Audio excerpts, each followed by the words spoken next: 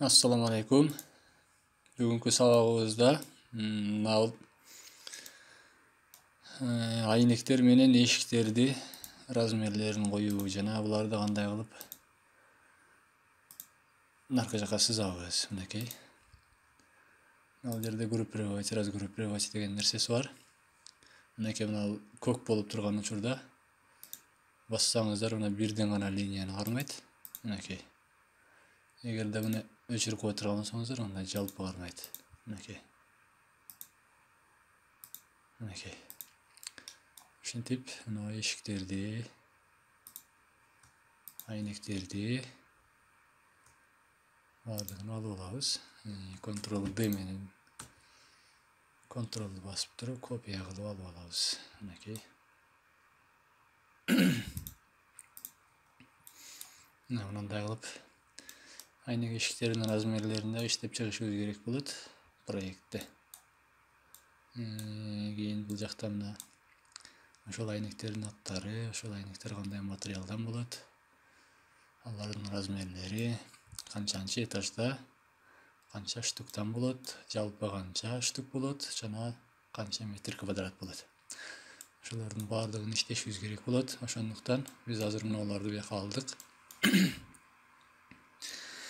Эми биринчи кыла турган ишибиз мына Ctrl менен Q'ну бассаңыздар бегущая рамка болот. Же болбосо мына бул жактан мына бегущая рамканы басабыз.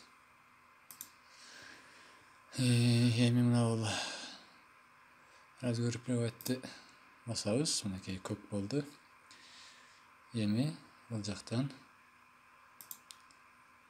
биз мына ичиндеги штриховкаларын өчүрүп алышыбыз керек. Ошондуктан штриховканы бир басып коебуз дагы. Эми Ctrl A'ны басабыз. Ctrl A'ны басканыбызда мына штриховкалардын бардыгы кармалды. Кайсылар кармалды? Мына бул бегущая рамканын ичиндегилер гана кармалат. Эгерде бегущая рамканы сызган болсок. Эгерде бегущая рамка жок болгондо, мунулардын бардыгында кармалып калмак. Эми ушул штриховкаларды өчүрөбүз. Бизде мына линиялардын өзү эле калды. Эми буларды масштабын чоңойтабыз. Жалпы алдык. Ctrl K. Ctrl K'ны басканыбызда мындай нерсе чыгат. Изменение пропорций. Мына тичканы алабыз. Биз эки эсе чоңойтабыз. 200% кылабыз. Окей. Эми мышты дагы бир жолу басабыз. Окей.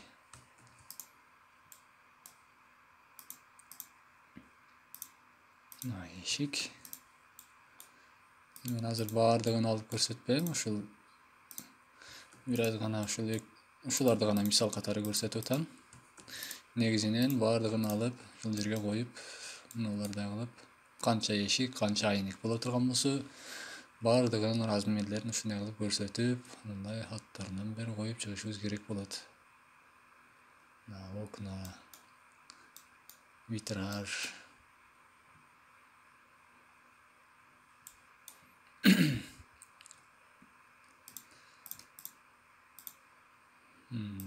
Чала калган жерлерин дагы уланып коебуз.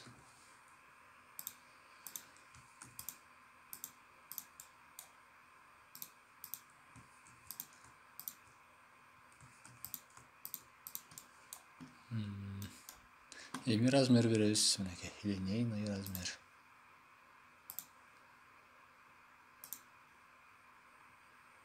Так, биз азыр муну бербесек деле болот өзү себеби. Мына жерден эле берели. Себеп анысы наличник. Наличник бизде эшиктин эсебине кирбейт. Мынакей. Бизде ошондо азыр наличниктин толщинасы дагы кошулуп кеткендиги үчүн бул азыраак көрсөтүп атат. Негизи 4000 болмок. Ошондо биздин эшигибиздин ширинасы 2000. Бул жагыныкы 2600.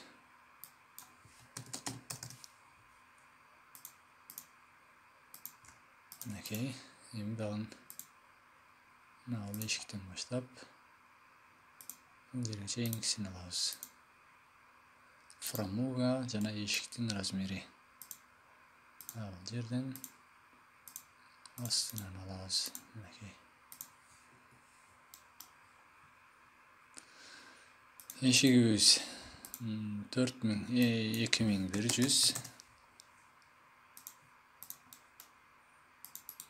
Фрамугабыз 400.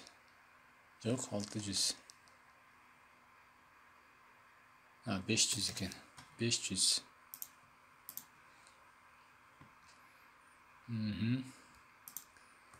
Эми эшиктер 750'дөн.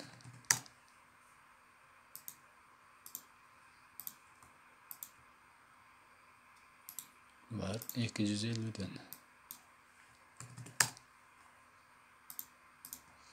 Мінекей. Эшигибиз даяр. Айнек.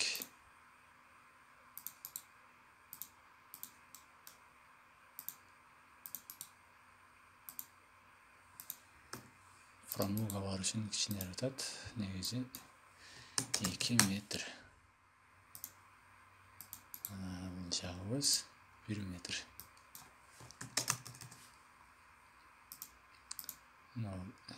Четиндеги каптап турган наличниктин акысы болбогондо айнек где-то мындайракта болмок.